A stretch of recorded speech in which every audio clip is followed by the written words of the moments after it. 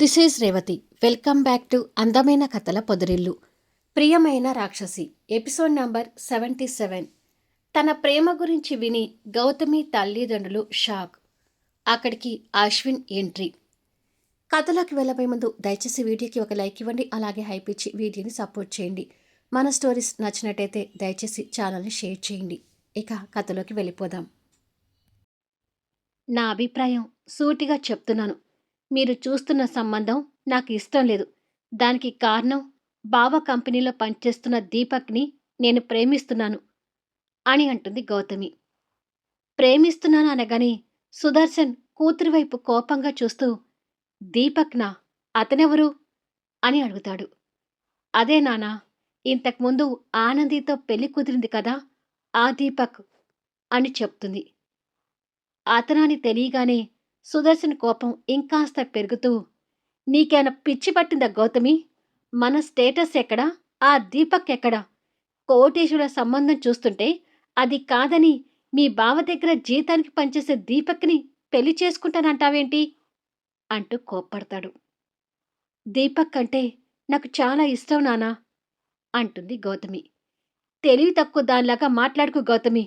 నువ్వు కోట్లకు ఆస్తిపరురాలివి అని తెలిసి దీపక్ నిన్ను వలలో వేసుకున్నాడు అనుకుంటా. ఆ మాత్రం జ్ఞానం లేకుండా నువ్వు అతన్ని నమ్ముతున్నావు అనంట సుదర్శన్. అదేమీ లేదు నానా. అసలు నేను దీపక్ని ప్రేమిస్తున్నాను కానీ దీపక్ నన్ను ప్రేమించడం లేదు. కానీ నేనే దీపక్ని ఎలాగైనా పెళ్లి చేసుకోవాలి అనుకుంటున్నాను అని అంటుంది.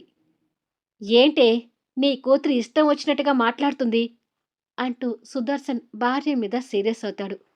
ఏమోనండి, కొన్ని రోజులుగా దీని ప్రవర్తన నాకు అనుమానం తెప్పిస్తూనే ఉంది అని అంటుంది సంగీత కంగారు పడుతూ.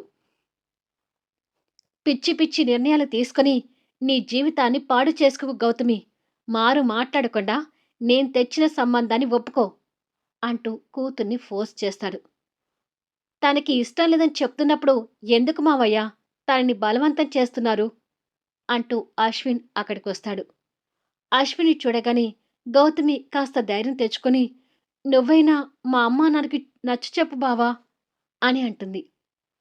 ఏంటే మాకు నచ్చ చెప్పేది, నోరు మూసుకొని ఉండు అంటాడు సుదర్శన్. తన అభిప్రాయానికి కూడా కాస్త విలువ ఇచ్చి చూడడు మావయ్య. గౌతమి ఏమీ చిన్నపిల్ల కాదు కదా, అన్నీ ఆలోచించే నిర్ణయాలు తీసుకుంటుంది అని అశ్విన్ అనడంతో, అసలు ఇదంతా నీ వల్లే అశ్విన్. నా కూతుర్ని నీ చేతిలో పెడతామని ఎన్నో ఆశలు పెట్టుకున్నాను. కానీ తీరా మా ఆశని నిరాశగా మార్చి వెళ్ళి ఆనందిని పెళ్లి చేసుకున్నావు. ఇప్పుడు నా కూతురికి ఒక గొప్ప సంబంధం చూస్తుంటే దీనికి కూడా అడ్డు చెప్పబోతున్నావు. అసలు ఏంటి నీ ఉద్దేశం అని అడుగుతా సుదర్శన్.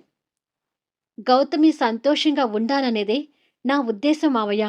సో మీరు తన ఇష్టానికి విలువ ఇస్తే మంచిది అంటాడు అశ్విన్. అంటే ఇప్పుడు నువ్వు చెప్పిన మాట నేను వినాలా అని అడుగుతాడు సుదర్శన్ అశ్విన్ మీద కోపం తెచ్చుకుంటూ. నా మాట వింటారా లేదా అనేది మీ ఇష్టానికే వదిలేస్తున్నాను. కానీ గౌతమికి అండగా నేనున్నాను.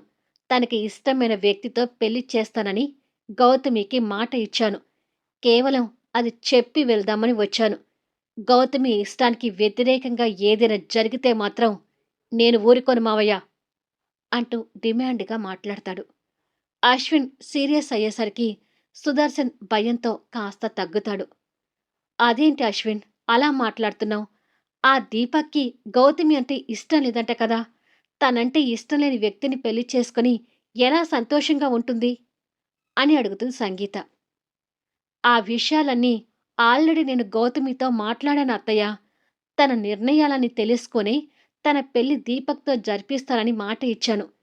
దీపక్ గౌతమిని ఇష్టపడుతున్నాడా లేదా అనే విషయాన్ని పక్కకు పెడితే దీపక్ మనస్తత్వం చాలా మంచిది. వాళ్ళకి కోట్ల విలువైన ఆస్తులు లేకపోవచ్చు కానీ అంతకంటే గొప్ప విలువలతో ఉన్న కుటుంబం అని నాకు కూడా తెలుసు. మీరు కూడా వాళ్ళ పెళ్లికి ఒప్పుకుంటే మంచిది. ఒప్పుకోకపోయినా వాళ్ళ పెళ్లి మాత్రం త్వరలోనే జరుగుతుంది అని అంటాడు.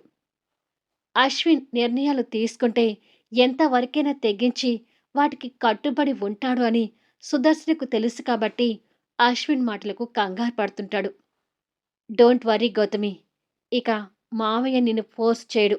నువ్వేమీ టెన్షన్ పడకు అని చెప్పి అశ్విన్ వెళ్ళిపోతాడు. అశ్విన్ మాటలకి గౌతమి ధైర్యం తెచ్చుకుని సంతోషపడుతూ, సారీ నాన్న, సారీ అమ్మా. మొదటిసారి మీ ఇష్టానికి వ్యతిరేకంగా అడుగు వేయబోతున్నాను.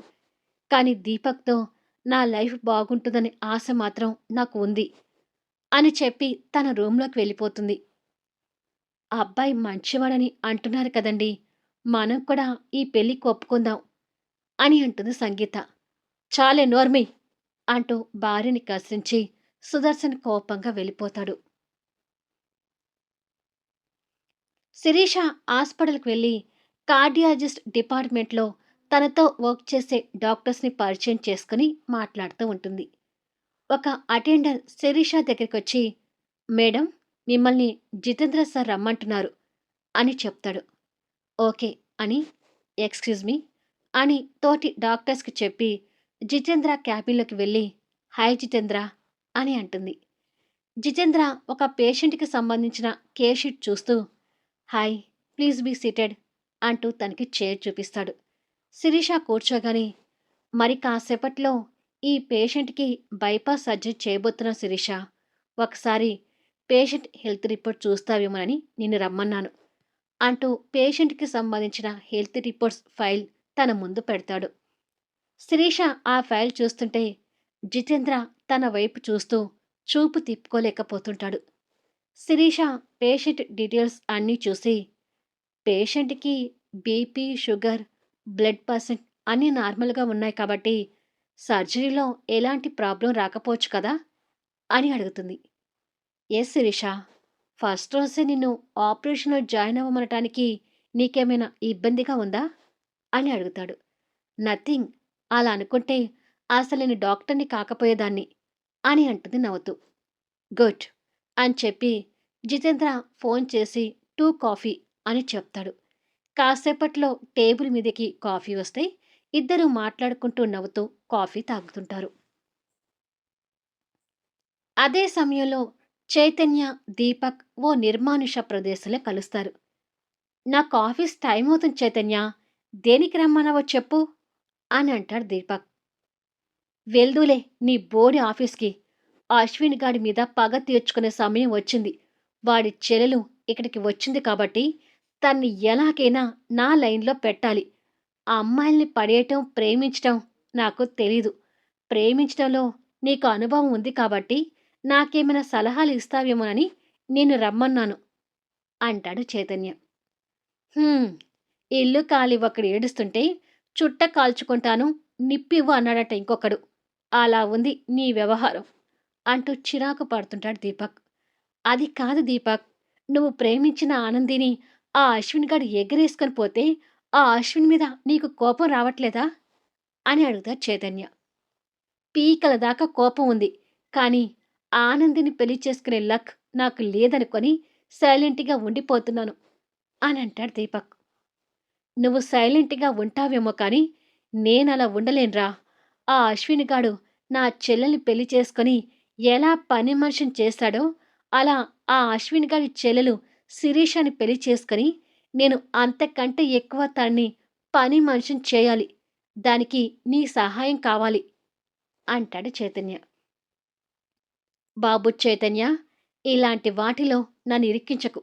ఏదైనా మంచి చేస్తానంటే చెప్పు, నీకు పదింతలు సహాయం చేస్తాను. నాకు సలహాలు ఇవ్వటం రాకపోతే తెలుసుకొని మరి నీకు సలహాలు ఇస్తాను. కానీ ఇలా ఆడపిల్లల లైఫ్‌తో ఆడుకునే ఆటలు మాత్రం నేనాడను అని అంటాడు బుద్ధిగా. అది కాదురా దీపక్. ఆ అశ్విన్ గాడికి బుద్ధి చెప్పాలంటే వాడి చెల్లెల్ని పడేసి దాన్ని నేను పెళ్లి చేసుకోవాలి అని అంటాడు. అప్పుడు నీకు అశ్విన్‌కి తేడా ఏమీ ఉండదు అంటాడు దీపక్. తేడా లేకపోయినా పర్వాలేదు. నేనదే చేయాలి అంటాడు చైతన్య. నువ్వు చేసుకుంటే చేసుకో.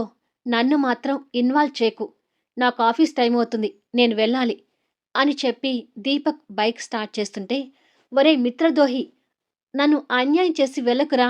ఆ శిరీషని పడేయటానికి నాకేదైనా సలహా ఇవ్వరా అని అడుక్కుంటూ ఉంటాడు చైతన్య. నేను తాగుడికి అలవాటు పడని దేవదాస్‌ని. నా దగ్గర ఎలాంటి ప్రేమ సలహాలు ఉండవు అంటూ దీపక్ బైక్ మీద వెళ్తుంటాడు. ఛ! వీడు నాకు కాస్త సహాయంగా ఉంటాడనుకుంటే, వీడు కూడా హ్యాండ్ ఇచ్చిపోతున్నాడు అని అనుకుంటూ డీలా పడిపోతుంటాడు చైతన్య. ఇంకా దీపక్ ఆఫీస్‌కి రాకపోవడం ఏంటి? అంటూ అశ్విన్ మేనేజర్ భాస్కర్ మీద సీరియస్ అవుతుండగా, దీపక్ లోపలికొస్తాడు. లేటుగా వచ్చిన దీపక్‌ని కోపంగా చూసి, "నువ్వెళ్ళు భాస్కర్" అని అంటాడు అశ్విన్. "సరే సార్" అని చెప్పి భాస్కర్ వెళ్ళిపోతాడు. "సారీ సార్, కాస్త లేటయింది" అని అంటాడు దీపక్. లేటయిందని నాకు తెలుస్తూనే ఉంది. అది నువ్వు కొత్తగా చెప్పొద్దు. ఎందుకు లేటయిందో దానికి సమాధానం చెప్పు అంటాడు అశ్విన్ సీరియస్‌గా చూస్తూ. అది సార్, నేను ఆఫీస్‌కొస్తుంటే మధ్యలో చైతన్య కలిసాడు. ఇద్దరం మాట్లాడుకుంటూ కూర్చునేసరికి లేటయింది అని అంటాడు. అంతేగా ఇద్దరు ఏం మాట్లాడుకున్నారు? అని అడుగుతాడు అశ్విన్. అయ్యో! నేను దేవదాసుని కాదు. సత్య హరిశ్చంద్రుని కూడా. నాకు అబద్ధాలు చెప్పడం రాదే. ఇప్పుడు చైతన్య ఏం ఐడియాలో ఉన్నాడో సార్‌కి చెప్తే ఇంకేమైనా ఉందా? అని అనుకుంటాడు. చెప్పు. ఏం మాట్లాడుకున్నారు మీరిద్దరూ? అని అశ్విన్ రెట్టించి అడుగుతాడు. అది సార్, మరేమో చైతన్య మీ అని అనబోతుండగా, ఈ ఫైల్ మీద నీ సైన్ కావాలి అమ్మా! అంటూ అనుకోకుండా ఆనంది ఫైల్ తీసుకుని క్యాబిన్‌లోకి వస్తుంది. దాంతో చెప్పబోయిన దీపక్ ఆగిపోయి ఆనంది వైపు చూస్తుంటాడు. హాయ్ దీపక్! నువ్వు కూడా ఇక్కడే ఉన్నావా? అంటూ ఆనంది ఫైల్‌ని అశ్విన్ ముందు పెడుతుంది. హా! ఇప్పుడే లోపలికొచ్చాను ఆనంది అని అంటాడు దీపక్ కాస్త నవ్వుతూ. అశ్విన్ కూడా ఆ ఫైల్ చూస్తూ ఇక దీపక్‌ను అడిగిన విషయాన్ని మర్చిపోతాడు. కొద్దిసేపటికి అశ్విన్ ఆ ఫైల్ చెక్ చేసి ఆనందికి ఫైల్ ఇస్తాడు. ఓకే అమ్మా అని చెప్పి ఆనంది ఫైల్ తీసుకుని వెళ్తుంటే దీపక్ వెళ్తున్న ఆనంది వైపు అలాగే చూస్తుంటాడు. ఆనంది డోర్ తీసుకుని క్యాబిన్ నుంచి బయటికి వెళ్లే వరకు కూడా తననే చూస్తుంటాడు. అశ్విన్ అది గమనించి గొంతు సవరించుకుంటాడు. దాంతో దీపక్ తడబడుతూ అశ్విన్ వైపుకు తిరుగుతాడు. ఇలా ఎన్నాళ్ళు నా పెళ్ళానికి లైన్ వేస్తూ కూర్చుంటావు అని అడుగుతాడు కాస్త కోపంగా. అశ్విన్ మాటలకు కంగారు పడుతూ, అది సార్, నేనేమీ లైన్ వేయడం లేదు. జస్ట్ ఆనంది వైపు చూస్తున్నాను అంతే అని తడబడుతూ చెప్తాడు. ఆ చూసేదాన్ని లైన్ వేయడం అంటారు. పరాయి వాళ్ళ భార్యకి లైన్ వేయడం తప్పు అని నీకు తెలీదా? అని అడుగుతాడు. పరాయి వాళ్ళ ప్రియురాల్ని బెదిరించి పెళ్లి చేసుకోవడం తప్పు అని మీకు తెలీదా? అని దీపక్ పైకి అనే ధైర్యం లేక మనసులో గొనుక్కుంటూ ఉంటాడు.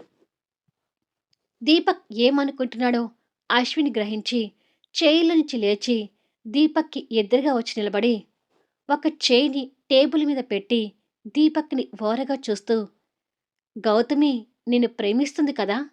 తనని హాయిగా పెళ్లి చేసుకో" అని అంటాడు. దీపక్ ఒక్కసారిగా ఆశ్చర్యపోతూ గుడ్లు వెళ్ళబెట్టి చూస్తుంటాడు. నేను చెప్పింది అర్థమైంది కదా! నీకు గౌతమికి పెళ్లి ముహూర్తం పెట్టిస్తాను. వచ్చి గౌతమి మెడలో తాళి కట్టు అని సింపుల్‌గా చెప్తాడు. అప్పటి వరకు భయపడిన దీపక్ కాస్త ధైర్యం తెచ్చుకుంటూ, నా పెళ్లి గురించి మీ ఇష్టానికి నిర్ణయాలు తీసుకుంటున్నారేంటి సార్? నేను గౌతమి గారిని పెళ్లి చేసుకోను అని అంటాడు మొండి వైఖరి చూపిస్తూ. ఏం? గౌతమిని పెళ్లి చేసుకోకుండా రోజూ ఆఫీసులో నా పెళ్ళానికి లైన్ వేస్తూ కూర్చుంటావా? అని అడుగుతాడు. కావాలంటే మీ పెళ్ళానికి లైన్ వేయడం మానేస్తాను కానీ, గౌతమి గారిని మాత్రం పెళ్లి చేసుకోను అంటాడు మాటల్లో కోపాన్ని చూపిస్తూ. నా పెళ్ళానికి లైన్ వేయనంటే, నా పెళ్ళాన్ని నీ మనసులో నుంచి తీసేస్తావా? అని అడుగుతాడు. ఎప్పటికీ తీసేయను అంటూ కాస్త ఆవేశంగా చెప్తాడు. ఆ ఆవేశానికి దీపక్ నుండి వచ్చిన సమాధానానికి అశ్విన్ ఇంకా కోపంగా చూస్తుంటే, ఆ కోపాన్ని చూసి దీపక్ కాస్త భయపడుతూ, అంటే సార్, ఆనందితో నాకు చిన్నతనం నుండి స్నేహం ఉంది. అందుకే ఆనందిని అంటూ మాట్లాడలేకపోతుంటాడు. అశ్విన్ కోపంగా దీపక్‌ని ఒక్క నెట్టుడు నెడితే దీపక్ వెళ్లి వెనక ఉన్న చైర్‌లో కూలబడతాడు. అశ్విన్ 2 చేతుల్ని ఆ చైర్ మీద పెట్టి దీపక్‌ని బంధించినట్టుగా చేసి అతన్ని కోపంగా చూస్తూ, "మర్యాదగా నా పెళ్ళానికి లైన్ వేయటం మానేసి గౌతమిని పెళ్లి చేసుకో. లేదంటే నా చేతిలో చస్తావు" అంటూ బెదిరిస్తాడు. మళ్ళీ నెక్స్ట్ వీడియోలో కలుద్దాం. ఇప్పుడు దీపక్ సమాధానం ఏంటి? అశ్విన్‌కి భయపడి ఈ పెళ్లి చేసుకుంటాడా? లేక ఎదురు తిరుగుతాడా? శిరీషని పడేయటానికి చైతన్య పడే తిప్పలేంటి? మరో పక్క జితేంద్ర కూడా శిరీషని ఇష్టపడుతున్నాడు. శిరీష ఈ ఇద్దరిలో ఎవరిని లైక్ చేస్తుంది? అందరి జంటల మధ్య ఆసక్తికరంగా సాగే కథా వీడియోస్‌ని మిస్ కాకుండా చూడండి. కథ నచ్చితే లైక్ చేయండి, హైప్ ఇవ్వండి, మీ అమూల్యమైన అభిప్రాయాలను తెలియచేయండి. అలాగే మన స్టోరీస్‌ని దయచేసి షేర్ చేయండి. Thank you for listening.